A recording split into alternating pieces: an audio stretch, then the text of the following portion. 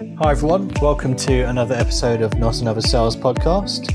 In the episode today, I'm joined by sales trainer, keynote speaker and author Victor Antonio, and we're going to be talking all around the topic of making the complex simple. We're going to be giving you some examples of what we mean by this, what and why do people sometimes make the simple complex, what are some of the main benefits from making the complex simple, and how you can become better at doing this. So sit back, grab a pen and pad, and enjoy. Thanks for joining me on an episode of Not Another Sales Podcast. No worries, man. Thank you for having me. You're very welcome. You're very welcome. As always, to start the podcast, I feel like it's a real benefit for yourself to introduce to the listeners who may not be familiar with you a bit of an overview. So Victor Antonio is originally from Chicago, born and raised. My background is I started out as an electrical engineer. To make a long story short, I was doing well in engineering, realized I didn't really kind of like engineering. And eventually I discovered sales. And when I discovered sales, it's like I hit my hyper pad. You know what I mean? Like I found where I belonged. So several years ago, more like 15, 16 years ago, I decided to kind of start my own consulting business. So I've got 13 books.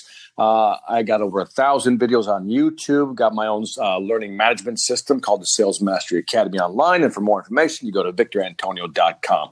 How's that? Great. Perfect. It pretty much summed it up when people say in a nutshell. There you go.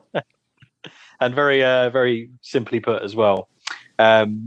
So Victor, thanks again for joining me. And, when we were talking about what should we talk about on the podcast, we both shared, I suppose, our experience in sales and what we've been through and some of the stuff we've seen that's worked and so a lot of the stuff that we've seen that haven't. And that's just as useful to learn from and grow.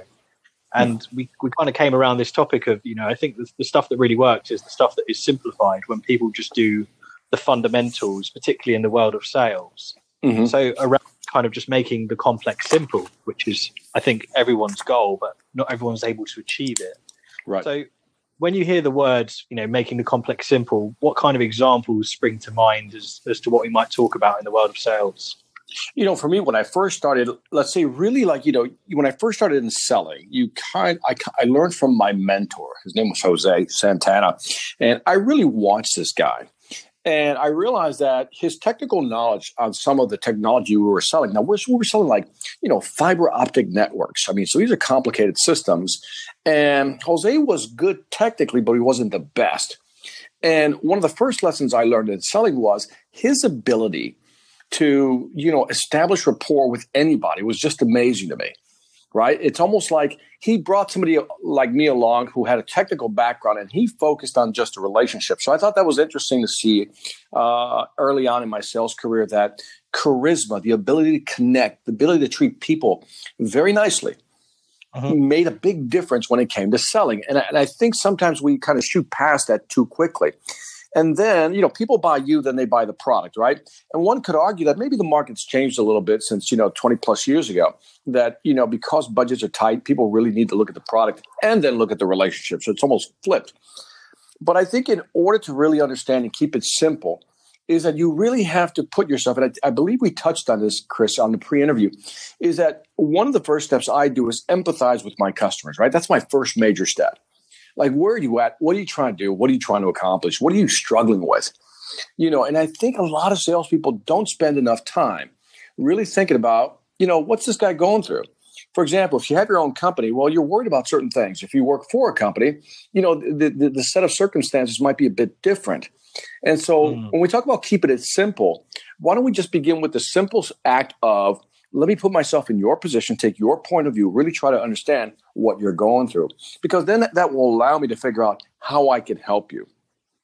Yeah, definitely. I think, you've mentioned it there, really. I think too often nowadays, everyone's rushing to get to their pitch, to their value proposition or what they've got to offer and miss out that valuable piece at the start is where that's the golden nugget, really, because you're not able to really articulate what you can do for a customer until you fully understand them, really. Correct. Someone once said to me, and I wish I came up with this phrase, Chris, because it's such a beautiful phrase. They said, in order to sell more, you got to slow down to speed up. And I was like, what?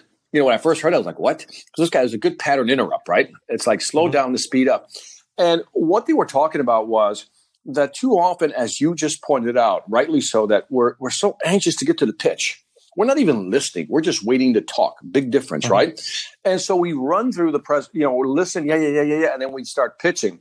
By slowing down at the beginning, for example, really taking our time to understand, again, I don't mean to be redundant here, what the customer is going through, what they need, what they really want, and then figuring out how we fit is maybe it'll take you a little longer to ask those extra questions. Maybe it'll take another meeting to get what you want. But by slowing down, you seem to close the deal faster. And I think that's more true today than ever before. Yeah, absolutely. What is it then? I suppose what and why do you think some people make the simple complex or just overcomplicate what they do? So there's several. It's a great question because there's several categories of people, right? Some people think that that the sales process is very difficult, right? Like, do you often hear this, Chris? I'm just not a salesperson. Yes. I get that a lot. Victor, I'm not a salesperson, right? I'm just not meant to be in sales. And I always joke that you've been selling since the day you were born. You're always selling something, whether it's an idea, whether it's a goal, a vision, even when you're selling your enthusiasm, right? Getting people excited. We're always selling something. And so a lot of folks think it's complicated when it really isn't. If we just get back to the human factor, 1, I need to understand you. 2, if I understand your business, Chris, the second step in my simple process, because I have a 3-step simple process that fits any sales model. The first one I mentioned already is the empathy piece, right? And then once I understand you, Chris, then I can shift. I can pivot. Once I've listened to you, understand you, I pivot to the education piece. And then I start educating you, helping you make or clarify your thinking. So I'm helping you make a decision by clarifying your thinking. I'm giving you information you don't have. And then the third step, so you empathize, you educate, and then you allow them, you empower them to make a decision. You guide them in the decision-making process. And if you really think about that simple formula I came up with, which is, empathy, educate, then empower them, every sales training program really has those three critical elements. And I think people try to overcomplicate it. We've all seen sales processes where, they have 20 steps that you have to go through to close a deal. Now, who can remember that, Chris? I mean, let's think about this. Who can remember that? I think the only people who benefit from a 20-step sales process is the person that came up with the 20-step sales process. You know what I mean? Yeah. And so I think that sometimes we complicate it because, that's human nature. We want to think it's harder than it really is. Do we have to know certain things? Yes. Boom. Understand the customer, where they're coming from. Are we a fit? 2, let me show them what we have. Let me educate them on why we're different, why we can help them grow their business. And then 3, help them make a decision. And beyond that, I think it's just too complicated. And if, again, I've traveled with some of the best salespeople, and whether they're selling us something simple or something complex, you never get away from those 3 steps. Why they make it complicated, I don't know, Chris. I think sometimes they overimagine what they need to do, maybe overcompensate. And then there's the other extreme, right? Where somebody just goes in there and thinks they only have to say 2 or 3 things, and then they go for the close. Yeah. And that's just being lazy at that point. So to me, there are 2 extremes. It's finding that moderating middle that's always difficult. Yeah. For me, when I was thinking about, why is it that some people do it and on purpose sometimes, it's because we're in such a competitive world, particularly if you're talking about, sales training and models, and people essentially trying to reinvent the wheel to make them stand out. But they're trying to make them stand out in the wrong way because, as you mentioned at the start, I think people are a lot more informed on how they make decisions. And people say that someone's sort of 70 or 80% of the way there by the time they get to speaking to you. And I think what you need to do, rather than trying to differentiate your sales model or how you stand out in the 20-step process, is differentiate from using your own human being, your own natural instincts, really, about how you engage with people, as you said at the start, through empathy, through educating them, and through empowerment, not by trying to reinvent something that might look great on paper and fancy, but when you actually try and put it into a practical world, it just doesn't work. I agree with you. Again, restating what you just said, buyers are already somewhere in the 57 to 80% into the buying process, right? They already kind of know what they want. And when salespeople hear this, they think, well, then they don't really need me, right? Because they pretty much know a lot. And I go, no, it's quite the opposite. See, I think for the first time ever, Chris, we're more important than ever before. Salespeople are needed more than ever before. And the reasoning is this simple. I call it the equality of quality, right? The equality of quality, which means almost all products and all services are the same. They're absolutely the same. Even if you came up with a minor differentiator today, somebody's going to come up and match that in 2 months, right? So products are the same. Services are almost the same. So what is the differentiator? It's the ability of the salesperson to understand, again, the customer's business and say, here's how we're going to help you. Because what are people trying to do when they buy something? They're trying to solve a problem. But in doing so and making that decision, what they want from you, Chris, as a salesperson is, reduce my anxiety, increase my certainty or reduce my anxiety, but make me sure and certain that this is the right move for me, Victor, because there's too many options out there.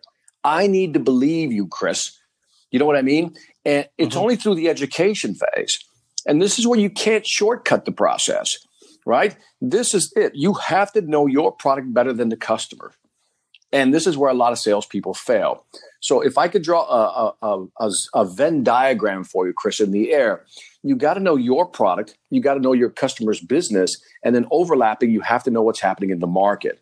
Those three things overlapping, wherever they intersect, that's where salespeople have to sell today. Yeah, absolutely. And on your last point there as well, going on from what you've said is, I think sometimes people overcomplicate it because they just don't understand it well enough.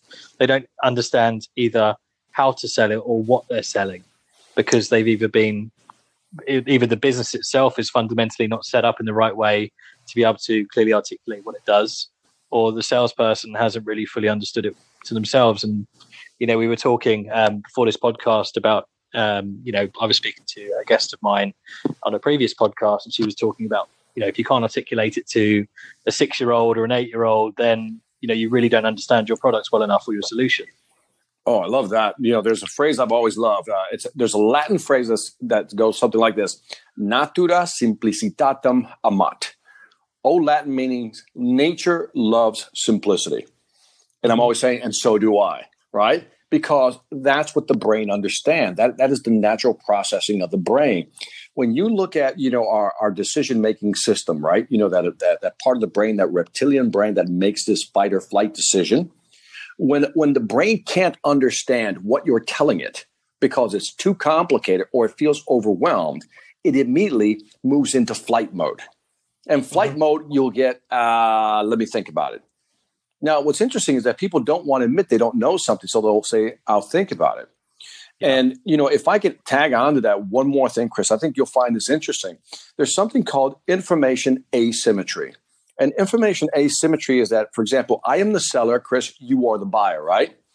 And if I know more than you, right? Almost if you look at information as height, my height is bigger because I know more than you. And you don't know enough. What happens is, because there's this gap in knowledge, that is called information asymmetry. And when information asymmetry exists, customers go, I don't feel like I know enough. So you know what? I'm not going to make a decision right now. We've all had that, right? Yeah. So the job of a salesperson is to reduce that asymmetry by, remember the old phrase, eye level is buy level, which means you simplify things to the point where anybody can understand. If you're talking to somebody at this level, make sure they get it at that level. So the ability to simplify is becoming an art, especially in a world that gets very complicated. Absolutely. No one wants to feel stupid when they're trying to make a decision. And I think, on that point, why do some people make the complex simple? I feel, for example, if people are coming from a training point of view or a management or coach point of view, they sometimes feel like they need to take an elevated position where they feel like, I need to show that I know more than this other person so that they'll buy into me. But that isn't the case, because they're thinking, if I try and speak to them on the same level, they'll think they can gain no value from me. And that's the complete opposite. That's where you need to speak to them from, not this elevated superior position where you're overcomplicating things, overusing certain words and not being able to articulate what you're able to do. I think, Warren Buffett said it perfectly, and I've mentioned this on a previous podcast, but he said, why put a policeman in an automobile when a cop in a car will do? There you go. We've all heard that person, you ask them a question, they give you this long, convoluted answer. And you go, what does that mean? Did you even say words came out of your mouth, but there was no meaning behind it. And sometimes, and maybe one of the answers to your question is, why do we complicate things? It's because maybe they don't know it well enough. Mm-hmm. Because I believe it was Einstein that said something that if you know your material, you can simplify it. And I think a lot of people don't know what they're talking about, which means they can't simplify it. Or to your point, if they do sound too simple, that kind of undermines their credibility. So they need to sound smart. Yeah, absolutely. We've mentioned a couple of benefits, but is there anything you can think of that some of the other main benefits of why it's so important to make the complex simple? I think the decision-making process is the big one. Because again, if I feel it's too complicated, I'm going to push back. Second, if we can simplify, I do a lot of sales training. I develop a lot of sales training programs for companies. And the thing is, many of my programs, you can put it within no more than 50 pages, right?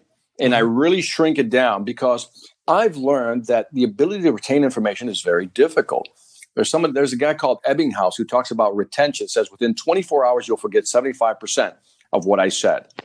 Within 30 days, you'll forget 90%. And the 10% you're able to recall, 50% of that is incorrect, which means you only retain 5%.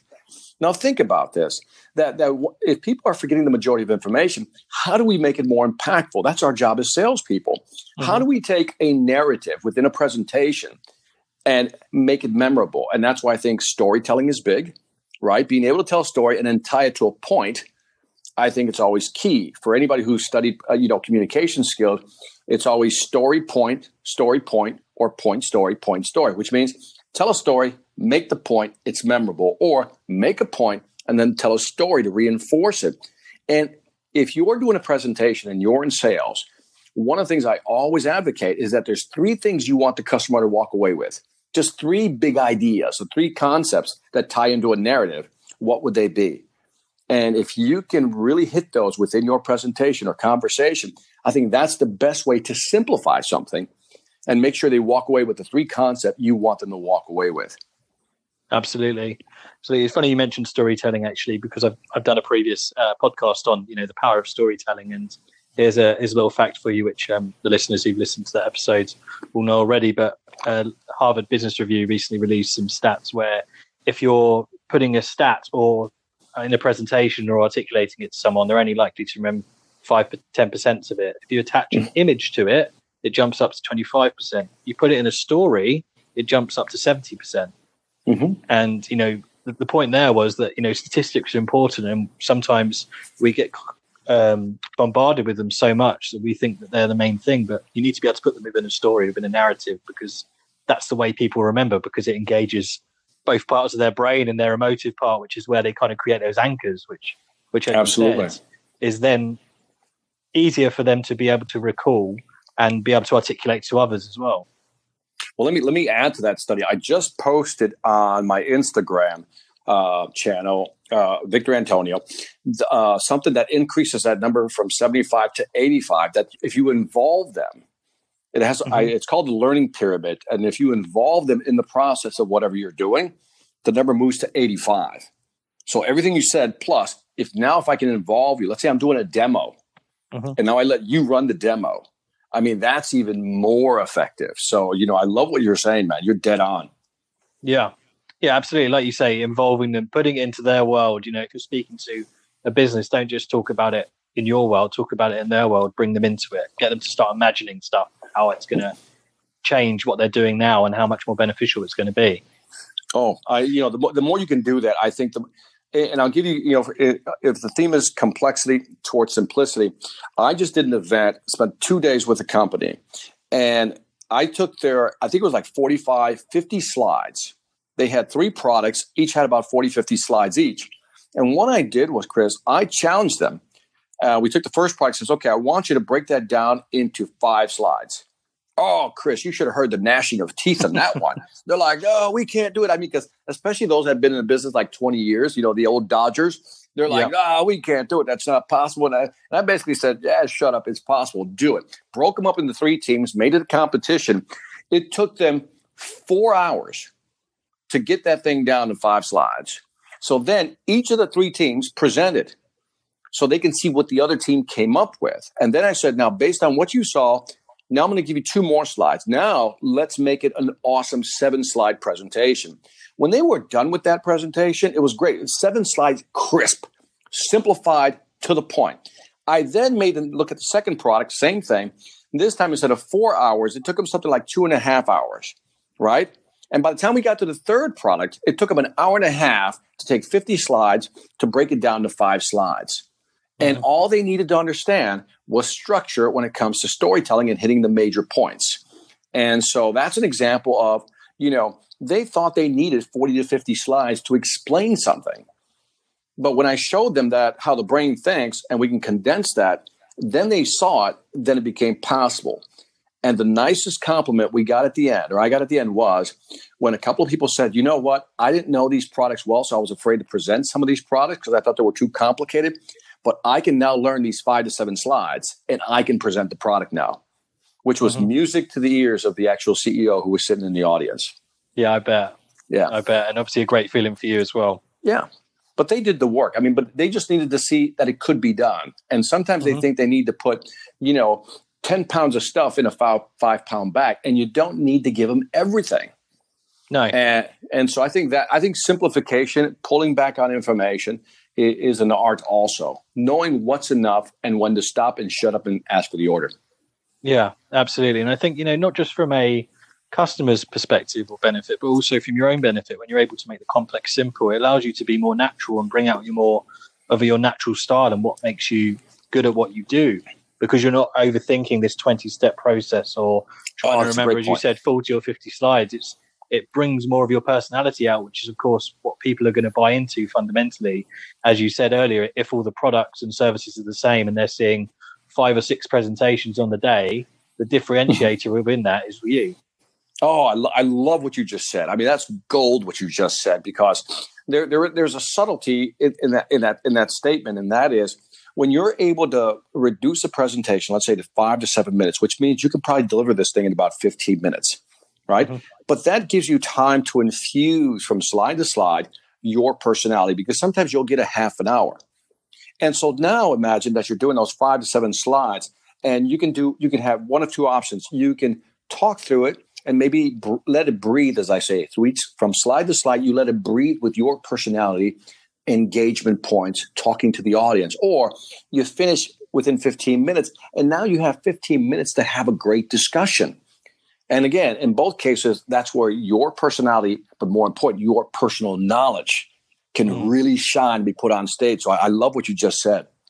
Yeah, absolutely. I mean, you've probably seen, and as have I, the presentations where literally they're just reading out what is on the slide deck.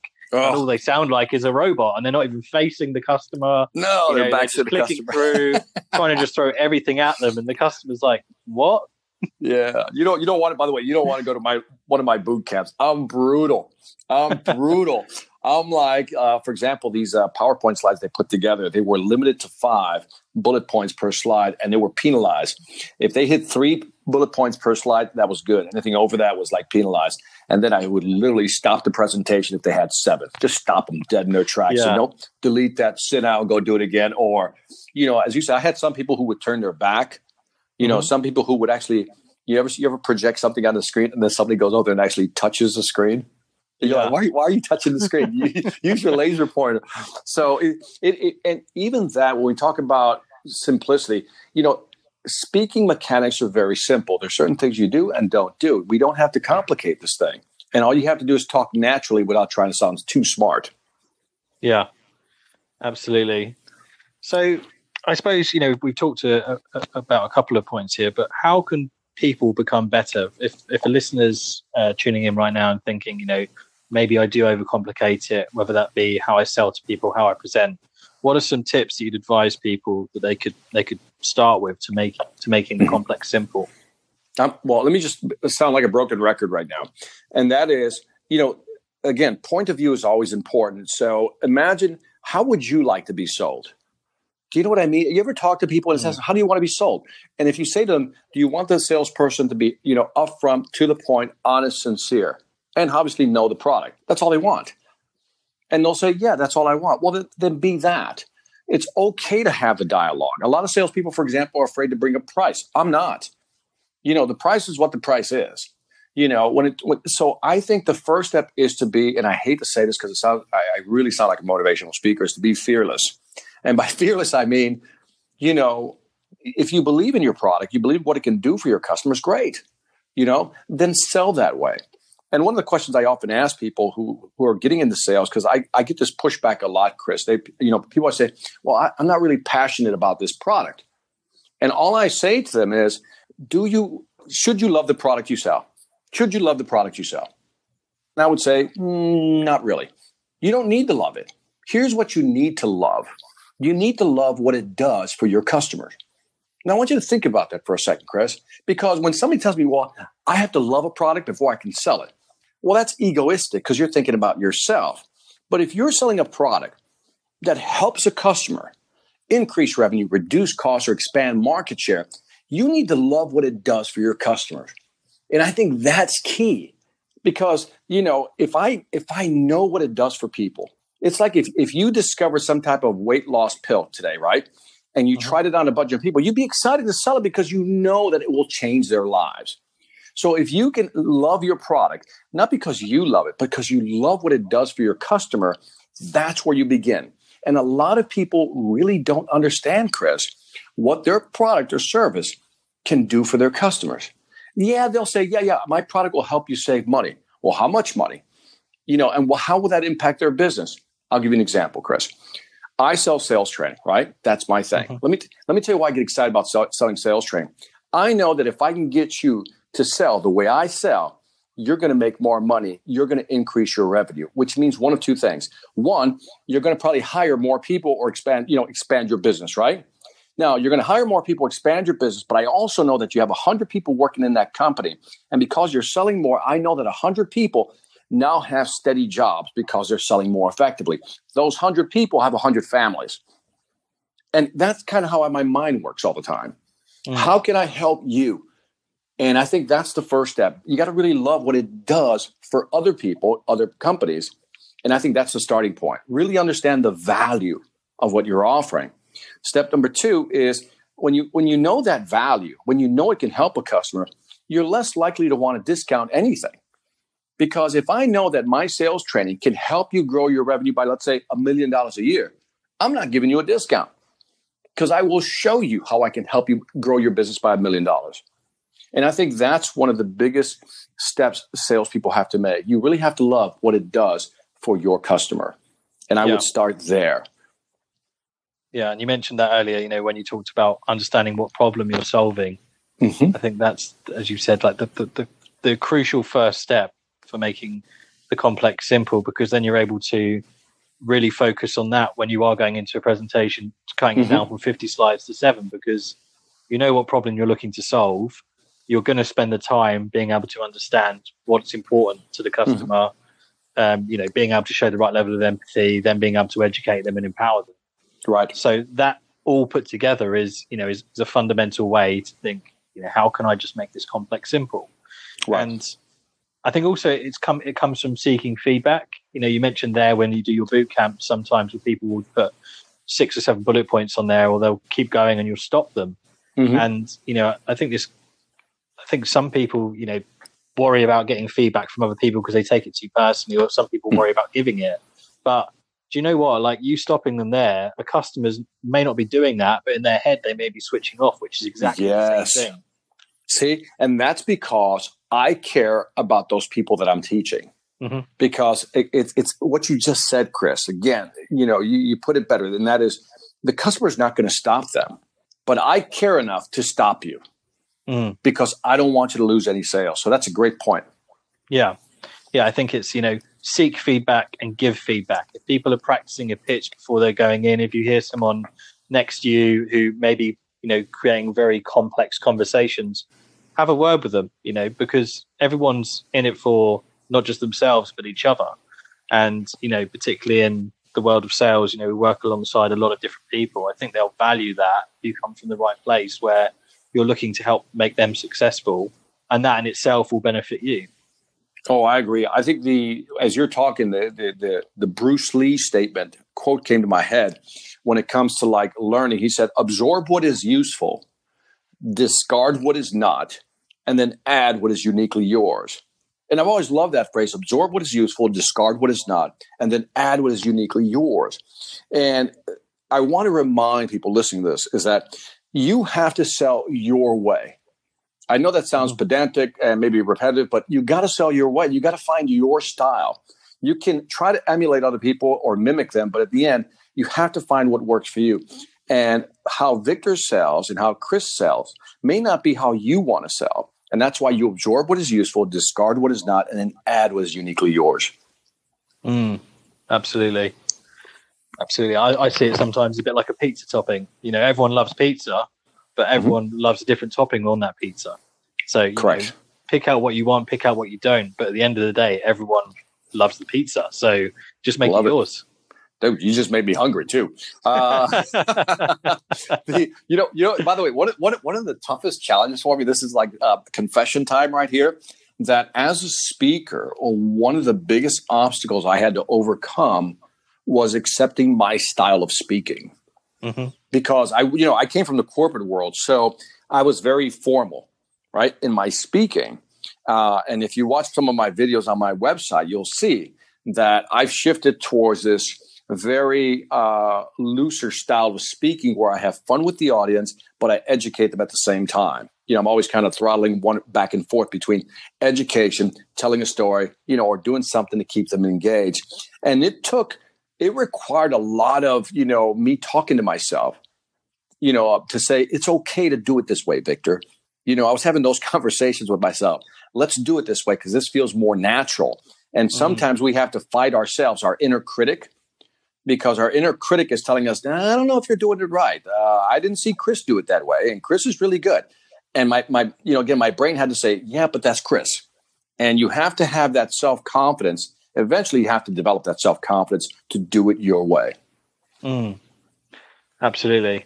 So staying on the topic of Victor, you've talked briefly at the start around your story, where you are now and how you've got there, but what would you say has kept you motivated or driven you throughout those years of, creating a consultancy and building up to where you are at the moment? Oh, I hate when they ask me that question because I have to be honest about it. So here it is. It's like, I really hate answering that question, but I said I'd never run from that question. What keeps me motivated is not wanting to work for anybody else ever again. It really does. That is the most honest answer I can give you, because I don't want to work for anybody else again. I don't. I am so unemployable right now. You know what I mean? I'm never going to say never, Chris. But let's just say, I work hard, never having to want to go back. There's nothing wrong with working for somebody else. That's not what I'm saying. Just for me, no good. And so one of the things, so that's part of my motivation. I want to have my own business. Maybe that's a more positive way of saying it, that I just want to have my own thing. I don't want to work for somebody else. But what also keeps me motivated is that I love the art and science, for me, of selling. I truly love the art and science of selling. It's just something that I don't know. I think it's something that could be studied to the end of days. And so I'm always looking for something different in the world of selling. What's changing? Like my most recent book, Sales Ex Machina, which it talks about how artificial intelligence is changing the world of selling. To me, I'm looking at that going, okay, that's exciting. I want to talk about that because that's something new in sales. A few years back, it was all about what's influencing and persuading people. What are some different techniques? What studies are out there? So what keeps me motivated is learning about the art and science of selling and how it's evolving with technology right now. Yeah. And on that, is there anywhere in particular, whether that be videos, blogs, particular individuals, where you source your inspiration from for your books or for your videos or for your talks, when you're looking to find new ways in which people are looking to set the world of sales? Well, I looked at my situation about 10 years ago, almost to the date. There's a guy named Gary Vaynerchuk. I'm sure you heard of Gary V. Absolutely. Yeah. So Gary V wrote a book called Crush It, right? And it was about 10 years ago. And Gary V wrote a book called Crush It. And he talked about video, right? And it was around after reading that book, it's like I pushed all my chips in on video. right? So I have a total of about 1,100 videos online right now. And so because I've been building them over the years. And I really believed what he was saying is that video is going to become a significant part of how people learn and consume information. Blogs are not going to, blogs are still popular, but articles are still popular, but video. And as the attention spans keep shortening, video is going to be more, prominent. And so I had that in my head. So I started creating videos because I also realized that I like to consume videos. So again, I became my own customer. Says, how do I consume information? And most of it came back videos. What's now happening, and this is where Gary Vee's going, I kind of believe him, and that's why you're doing what you're doing, is that podcasts are now becoming, that prominent channel for delivering great content like this channel you have, right? And so, that's how I consume content. And that's, if you want to be, I guess, recognized in the market for what you do, if you're not doing video or podcast, audio, I think you're missing out. Yeah, absolutely. I mean, I read his newest book, Crushing It. I started reading that when it came out, and that's kind of what inspired me to go about doing what I'm doing right now. So it's very close to my heart. Oh, there you go. It's got some great stories in there, but some great practical advice in there as well. And I think it's really written in there. And again, when we're talking about the complex simple, it's a perfect example of that. So I'd recommend anybody listening to this to grab a copy of that or get the audio version because it's well worth the read. Yeah, it's funny when you look at, it's, again, I go back to that Latin saying that natura simplicitate amat, about nature loves simplicity. If you really study anything, the irreducible primary is always something very simple. If you talk to Warren Buffett and you say, how do you invest? He breaks it down in a very simple way. Here's what I do, right? Almost any expert you meet always simplifies it. He says, there's a lot of adornment. There's a lot of, ornaments here and there. But really, here's the crux of it. But the thing is, there's two words that have to be tied in to that simplicity, and that is persistence and consistency, right? Persistence will get you there. Consistency will keep you there, right? So you have to be persistent. Like, you just can't do one podcast and expect the world to recognize you, right? And you have to keep banging away at it, and then you have to be consistent in your messaging. And so I add those two things to this model because when we talk about branding, again, I think it's simplicity. People say, Victor, how do you brand yourself? And I'm like, I don't know, persistence and consistency. I don't talk about, leadership a lot. I don't talk about teamwork a lot. I don't talk about customer service a lot. That's not my thing. I am consistent in my messaging. This is what I do. This is what I do. And I think that helps a lot when you can simplify your message to the market. And that should be who you are. Yeah. And I think, when you were mentioning that there, it kind of brought me back to a point earlier why people make the simple complex. And I think, that phrase of it sounds too good to be true when you've got people simplifying it and people thinking, oh, that just sounds too easy. But as you say, what you need to embody within that and build on that is, this is where it comes down to you as a human being, the persistence, the patience, the determination, and the hard work, which isn't always written on a bit of paper. But, what makes those successful people successful is because they keep it simple, but they also put a hell of a lot of hard work within that as well. And I agree with you 100%. And to add to that Gary Vee book you read, if you really zoom back, and without having read that one in particular, I'm sure that a lot of stuff you were like, yeah, I know that. Yep, I knew that.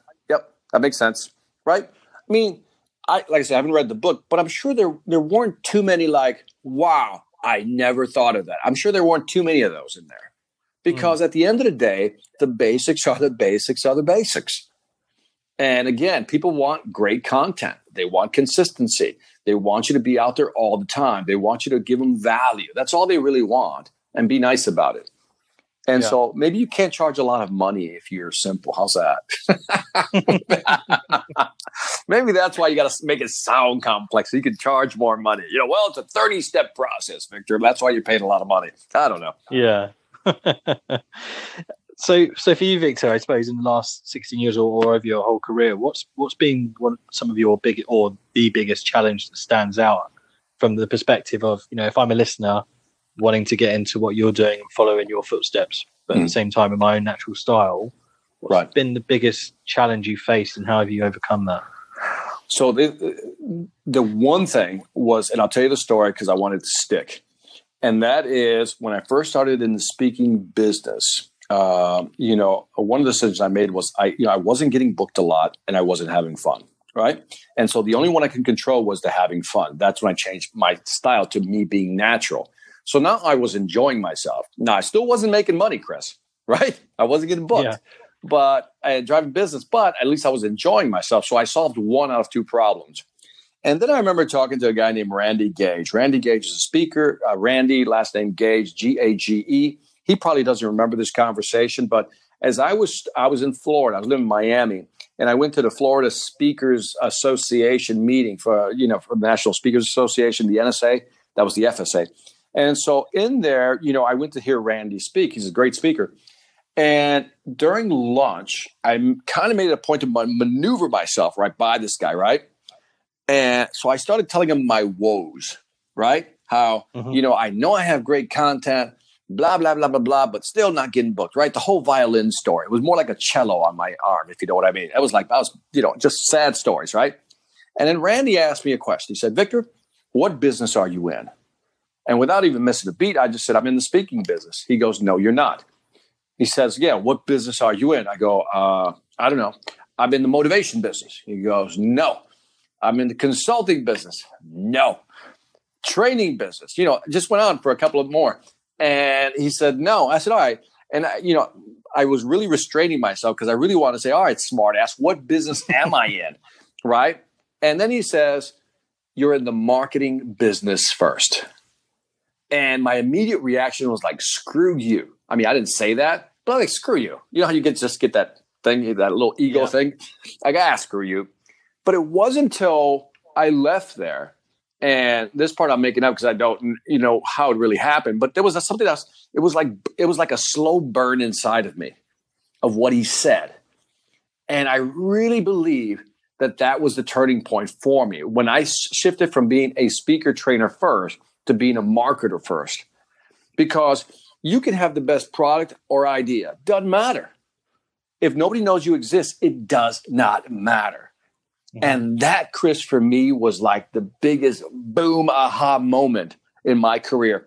And so when I started to see myself as a marketer first, that's when things started to change. And it was around that time that I read Gary Vee's book. And so now I got that in my head, right? Market. Well, how do I market? I don't know how to market. These guys are ahead of me, right? You got guys like Jeffrey Gitomer who are, like way ahead of me. You got Brian Tracy out there. How am I going to compete? How am I going to market against these guys? I don't have the money. I don't have the pockets. I don't have the access to people. But then Gary Vee shows up. Well, you know what? You don't need it. You just need video. And guess what? Google just bought out YouTube, so you can market on YouTube. Yeah. And that's when I went all in with video to market myself. Nice. That was the 1-2 punch. Yeah. Yeah, absolutely. That story is definitely going to stick with me. It's, it's great, isn't it? Having those things that you can recall at the time. And, even though it felt impactful looking at it now, it probably means so much more than it even did back then, really. Oh, back then I was like, screw you, Randy. I was like, screw you. You don't know what you're talking about. But in the end, he knew exactly what he was talking about. And once I shifted that way of thinking, that's it. I mean, everything changed. So when I see people, put out one piece of content or two pieces of content, I go, well, that's not going to do anything. Because I think now it's even more difficult. Now I think you have to have more content. Like 10 years ago, if you put out a video a week or every 2 weeks, you were good. But today, if you're not pumping out, I'll just say, Gary says probably one every day. But if you're not pumping out at least 2 or 3 pieces of content a week, easy, minimum, then I think you're falling behind the marketing curve. Yeah, absolutely. Yep. And, going back to that story you mentioned about Randy, we talked earlier about giving and seeking feedback. If Randy hadn't said that to you, you might have not ended up on the same path you are now. So it just kind of highlights the importance of when you are working with people, don't be afraid to seek and give feedback, because that can be the turning point and can be a start to a whole new chapter of success, really. And I think we have to, keep our ego in check a little bit. Like for me, my immediate reaction to Randy was screw you. But again, it just sat there, like a hobgoblin, just nagging at me. And I think sometimes before we reject somebody's idea, and this takes time to learn, right? You learn over the years that, instead of reacting negatively to some criticism or some feedback, absorb it, take the punch, and then ask yourself, is there any validity to that statement?